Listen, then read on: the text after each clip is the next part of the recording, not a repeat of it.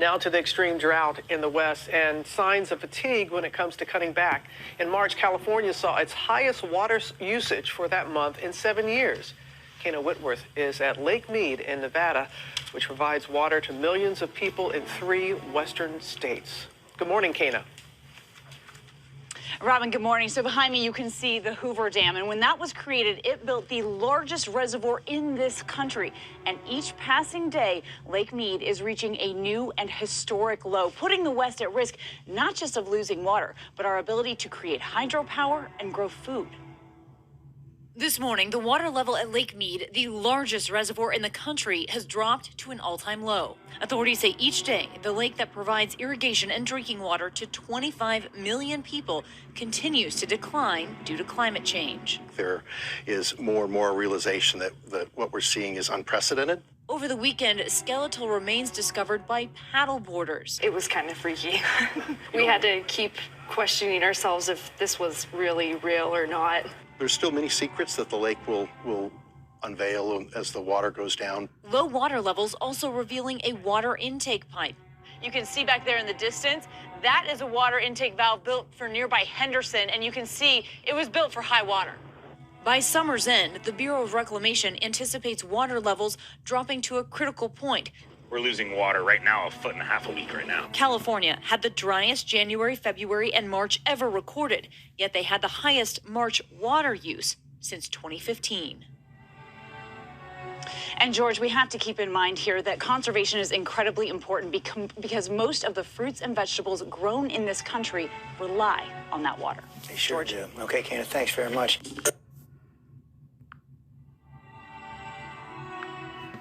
All right, Shalom. Barakatah Yahweh, Ba'ashim Yahushai, Ba'ashim Rakakodash, double honor. As always, them Yah to the elders and apostles of Great Millstone. Peace, love, blessings, and salutations to the hopeful elect. Habayah, Madabadah, the house of David, the brothers laboring day in and day out, and to the Akim and Akwath, the brothers and sisters, the Akyah wa Akwath Yah, who listen and believe on this glorious gospel that's being preached on the 4 corners of the earth. Unto you I say Shalom. So Shalom to the hopeful elect of the nation of Israel.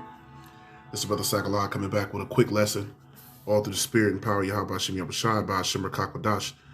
And I'm just going to jump right into it. The premise of the lesson, as we saw, was the video, and it's making reference of Lake Mead. And the importance of Lake Mead is that, and I'll get to a few points. First is that Lake Mead runs through Nevada and Arizona. And it's a reservoir that was created, by the creation of the Hoover Dam, which was mentioned there. And I've been able to actually go out and see the Hoover Dam, and it's a massive, hydro, power, a hydropower plant is what it basically is. And hydropower, we know, is the use of water for electricity. And when you go out there to the Hoover Dam, which has been probably close to probably about 8 years since I've been out, when I was out there, and you see and you tour the area and you learn the history there. It was created partly to give power, to Las Vegas, which when you see the Hoover Dam driving through Nevada, going to Vegas, you have to pass the Hoover Dam to go to Vegas, coming from Arizona, which was the way that I was coming in. Now, what's beautiful about that is it's a wonder to see. It's amazing. And to see how big and how massive it is, and that through this, water flows further on into 2 different states. And these states, as was stated in the video by the reporter, a lot of the agriculture and things that grow in the western part, southwest and western part of the United States, is contingent upon these water sources. So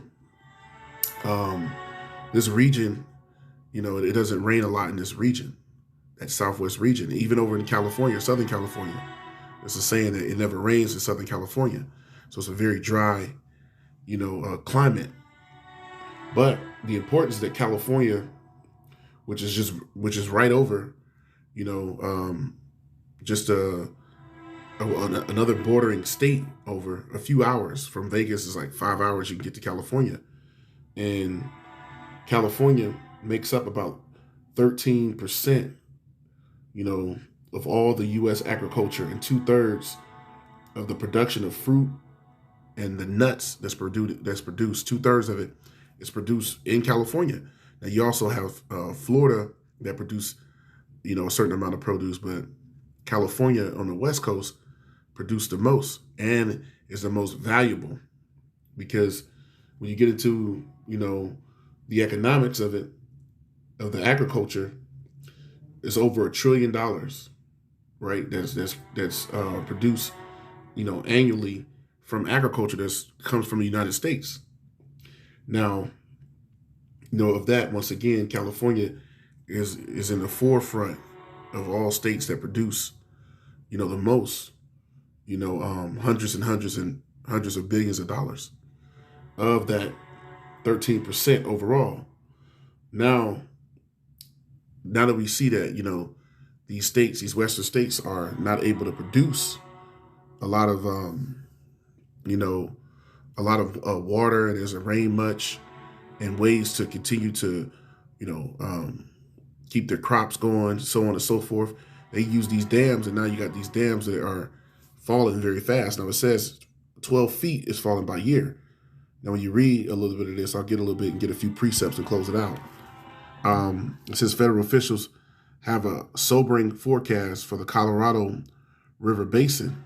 Lake Mead, the nation's largest reservoir, which serves millions of people in the Southwest, will likely drop another 12 feet by this fall. It's far below what the outlooks were predicting as of last year. The latest forecast from the U.S. Bureau of Reclamation shows the reservoir plummeting from its current elevation of about 1,049 feet above sea level to around 1,037 feet this September. 1 year after that, in September 2023, it suggests Lake Mead will be 26 feet lower than its current level. It says just 19% of the lake's full capacity, and a level that would trigger the most severe water cuts from the Southwest. So a lot of these states out west, they have a lot of water conservation warnings, and times they can't use so much water, etc. As opposed to being in the Southeast and on the East Coast, when you look at the states that have the most waterfall, that takes in the most precipitation and rain, a lot of it's in the Southeast, most of those states. The Carolinas, Georgia, Tennessee, a lot's in there. Now, the state that takes in the most, of course, is Hawaii. It rains the most in Hawaii. And then, at the top of that list also, you have Florida, on there, so on and so forth. But a lot of these Western states don't produce a lot of rain, once again. But a lot of the agriculture, especially California being ahead of that, in Washington State, certain crops, in Oregon, which makes up the entirety of the actual West Coast, the Pacific. But a lot of these Western states that's out west, don't produce a lot of rain. But there's a lot of cattle out there, so on and so forth. So you see the importance of having these dams, and water sources, but they're shrinking at alarming rates. And it goes on to say it's a tier 1 warning. And that goes into how, there's a warning, which is a danger. It's in a danger zone. So that danger zone is that there's not much water left, and that it's not continuing to rain to produce more. So the forecast, of just this year is it going to drop another 12 feet. And by this time next year will be 26. Before long, this reservoir is not going to even, it's going to be pointless. It's not going to even be able to produce water anymore to 25 million people, which is going to cause a lot more issues. So now we see that push now is the push of Esau going toward GMO foods. It's one of the reasons he pushes GMO foods, genetically modified organisms, food that's grown in a laboratory as opposed to naturally grown. And we see one of the main reasons why, which all this lines up, to the fact that the Most High is plaguing Babylon. And we're going to get that here in a second with a few quick precepts.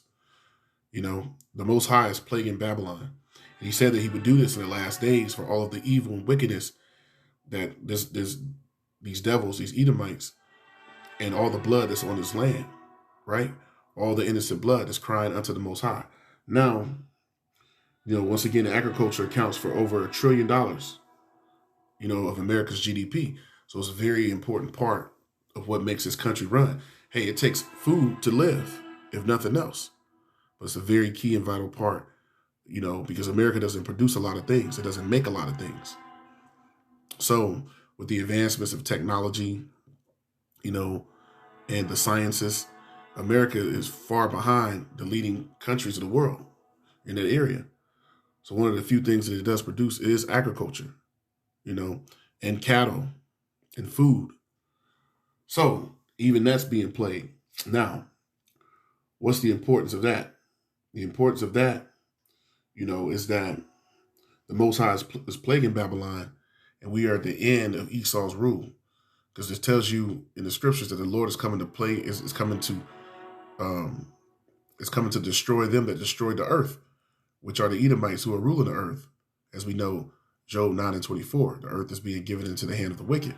So the Lord is coming to destroy them that has destroyed the earth. Now, I preface by putting this out by speaking of a video I did a few weeks ago on my page, Sagalai Barakim, and on my backup pages as well. And it's a video I did called Deeper Than the Mississippi, showing that the Mississippi River, a lot of the species of animals are dying in the Mississippi River. So now we can see, even going further toward, the east, which is really through the Midwest, from the Gulf, going down into the Gulf of Mexico, or Slovakia, going down into the Gulf, going down into, Alabama, coastal Alabama, right? And that also goes into coastal Alabama, Louisiana, and over into Texas, the Gulf, all down there.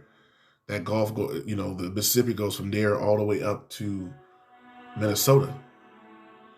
So that's another key, vital, source of food and transportation and agriculture as well, going further, toward the Midwest and the East. So a lot of the species are dying in the Mississippi.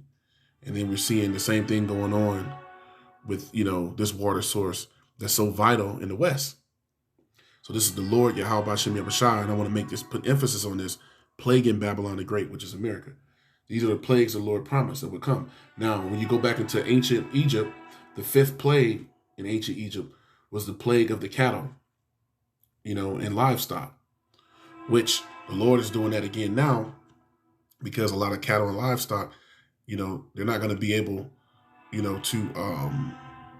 to remain in certain areas, right? A lot of the areas, where some of these cattle and livestock are, the people, there's going to have to be major, major decisions that's going to come down the pipeline concerning the lack of water.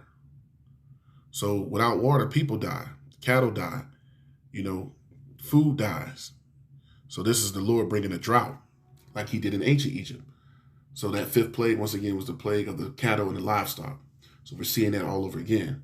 So now let's get a quick precept or two and close it out through the Spirit of the Lord. So this is the Lord bringing the plagues of Egypt again. This is 2 Ezra 15:10. It says, "Behold, my people is led as a flock to the slaughter." A lot of you jakes, are about to be slaughtered. 2/3, which is known as the rebellious house. It says, "I will not suffer them now to dwell in the land of Egypt." Speaking of the elect, the Lord's not going to leave the believers, the elect, that were predestined and preordained for salvation, here to be destroyed, or in a time of famine for them not to be able to eat. The Lord said, "My servants will eat," in Isaiah 65. "My servants will drink, but you will mourn." Speaking of the heathen, the wicked, and the 2/3 of our nation that's not been promised salvation. 2 Ezra 15:11. "But I will bring them," speaking of the elect, "with a mighty hand and a stretched out arm," and in the right hand of the Lord is Yahushua, right? And those missiles that's going to come and destroy this place, it says, "with a stretched out arm and smite Egypt with plagues before," and the greatest of those plagues will be the missiles. But some of those plagues we see right now already are coming to pass. How you smite Egypt with plagues, which the last, once again, the 7th trumpet, is the missiles. But a lot of those plagues is going on now before we get to the 7th trumpet. is the plagues of Egypt before. Let's continue to read. And I will stretch, it says, with a mighty hand and a stretched out arm and smite Egypt, speaking of Babylon, America, right? The place of our bondage and captivity, with plagues as before. So we're seeing the Lord plague Egypt as before. Once again, making reference to the fifth plague, which was the plague of livestock and cattle. So we're seeing New Egypt, Babylon the Great America, being plagued like before, and will destroy all the land thereof. Ultimately, the last of the plague is going to be the missiles, is going to destroy the land thereof. Now, it says, going into the word plagues, when you look up the word plagues or plague, it does mean a contagion, a disease. But then when you look at the synonyms, the word plague here means to afflict. The Lord is afflicting Babylon. Torment, trouble, and it's the time of Jacob's trouble, which is there's problems with the water, there's problems with the air, there's problems with food, with the economic system, there's war in the earth, the drumbeat of war. All of these things are the plagues. But Babylon, is being plagued heavily because it's the glory of kingdoms when you read in Isaiah the 13th chapter, right? The glory of kingdoms. But it's falling. And it's falling fast. And there's nothing that these Edomites can do to change that or to offset prophecy. Now, the word plague means to afflict, to torment, to trouble, to cause suffering. And ultimately, one of the last synonyms was to curse. So the Lord has cursed or plagued. The word plague and curse are interchangeable. So the Lord has cursed and plagued Babylon the Great. And part of that is what we saw in this video. Verse 12, 2 Ezra 15 and 12, Egypt shall mourn. Now it's great mourning coming into this land because you see death and destruction. You see mass shootings, killings, and all sorts of problems. Hyperinflation. All this is happening at one time, which is 2 Ezra's, the 15th and 16th chapter, which goes in line with Daniel, the 12th chapter, the first verse. The whole 30th chapter of Isaiah, but more specifically, Isaiah 30 in verse 7, Jeremiah 30 and 7, the whole chapter of Jeremiah, the 30th chapter, but the 7th verse, the time of Jacob's trouble, Daniel 12 and 1, the time that's never been on the earth. So we're seeing these are the plagues and punishments, right? So let's read the 12th verse again. This is 2 Ezra 15 and 12. Egypt shall mourn, which is Babylon, and the foundation of it shall be smitten with the plague and punishment that the Most High shall bring upon it. So the plagues and punishments is going into curses. The Lord is cursing this land, right? This land is cursed. Once again, the land can't be cleansed of the blood that is shed, but by the blood of him that shed it. So let's get a few more and close it out. This is Isaiah 13 and 11. It says, and I will punish the world for their evil, and the wicked, speaking of Esau, Edom, for their iniquity, for all of their evil doing. And I will cause the arrogancy of the proud to cease. Esau is that proud man. We read in Obadiah, the first chapter, the first 4 verses. And I will lay low the haughtiness of the terrible. So the Lord's about to lay this land low, and everybody that follows his place. Though hand be joined in hand, the wicked will not go unpunished. 2/3 of our people fall into the wicked. Here goes another precept, Psalm the 89th chapter. And it reads, and this is making reference to King David. And the descendants of David are what is the house of David and the children of Israel today. Psalm 89 and 23, and I will beat down his foes, which is his enemies, before his face, and plague them that hate him. The Lord are plaguing them that hate the children of Israel. And we're seeing that today. So with that, I hope that was edifying to the hopeful elect. Barakateh Yahweh, Ba'ashem Yabashai, Ba'ashem Rakakwadash, double honor. As always, them Yah to the elders and apostles of Great Millstone, the true teachers of Israel today. Peace, love, blessings, and salutations to the hopeful elect. Habayath, Madawadah, the house of David, the brothers laboring day in and day out to make their calling of election sure, helping seal the elect of the nation of Israel for the return of our Lord, Yahweh Shem Yabashai, is at hand, and to the Akim and Akwath, the brothers and sisters, the Akyah wa Akwathya, who listen and truly believe in the glorious gospel of Yahweh Shem Yabashai that's being preached in the four corners of the earth. Unto you I say shalom. So shalom to the hopeful elect.